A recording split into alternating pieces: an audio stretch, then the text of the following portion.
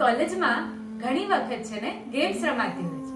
First night out, first movie outing, vacation, picnic અને કેટલું બધું. અને હું જ્યારે પણ એ યાદ કરું છું તો રિયલાઇઝ થાય છે મારા બધા ફર્સ્ટ મારા કઝિન્સ સાથે જ હતા. તો હવે એક નવું જીવન સ્ટાર્ટ કરવા જાઉં છું ત્યારે નવા ફર્સ્ટ માટે તમારા બધા પાસેથી હું કંઈક લઈ જવા ઈચ્છું છું. બીજલ દીદી એટલે મારા સૌથી મોટા ફર્સ્ટ કઝિન. એમની પાસેથી તો મારે ક્રિએટિવિટી પર્સનલ અને પ્રોફેશનલ લાઈફ બંને માટે ભરી ભરીને લઈ જવી પડશે. જન્મ સાથે કઝિન્સ તો મળે જ, પણ મને તો 1-2 વર્ષમાં જ જીજાજી પણ મળી ગયા. અને નિલેશ જીજુ એમને આટલી નાની એકદમ ક્યુટ સાડી મળી હોય તો બાય ડિફોલ્ટ એમની ફેવરેટ તો હું હોઉં જ. એમની સાયલેન્ટલી કેર કરવાની રીત ઇઝ જસ્ટ ટુ એડોરેબલ. એ નાની મોમેન્ટ્સ મારી સાથે હંમેશા રહેશે. સપનભાઈ એટલે સંગીતથી બધાનું મન જીતી લે. અમે બધા જ કઝિન્સ કાંઈ નહીં તો એમની પાસે કેસિયો શીખવા તો બેઠા જ હશું. એમની પાસે કંઈક માંગવું અને એ ના પાડે એવું એક્સપિરિયન્સ કરવાનો તો ક્યારેય આવ્યો જ નથી. નિયતિ ભાભી એટલે મારા ફિલ્મી સાથી. તો એમની માટે આજે એક મૂવી ડાયલોગ જ ટ્વીક કરીને કહીશ कि आपकी सादगी यादें मिठाई के डिब्बे की तरह है, एक बार खोलो तो सिर्फ एक टुकड़ा नहीं खा पाओगे.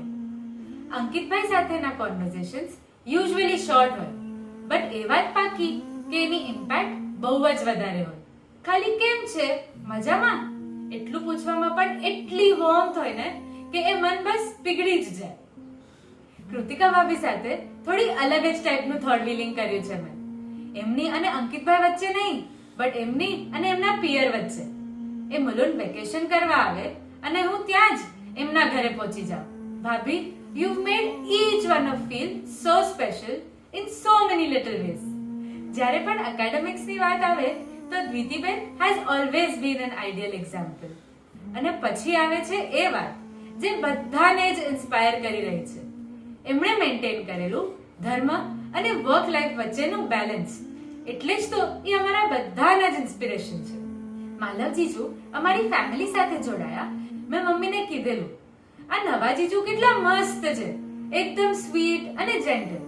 એમની વાત કરવાની સ્ટાઇલમાં જ એટલી કાઇન્ડનેસ હોય છે કે એમની અરાઉન્ડ ઓટોમેટિકલી સ્માઇલ આવી જ જાય.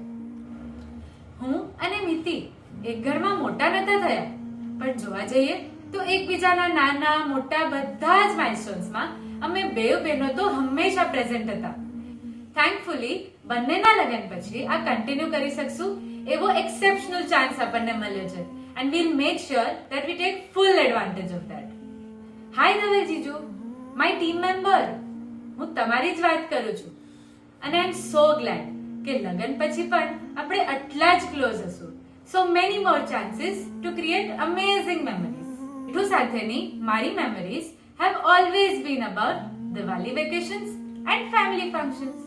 એટલે મસ્તી, gossip અને guaranteed fun.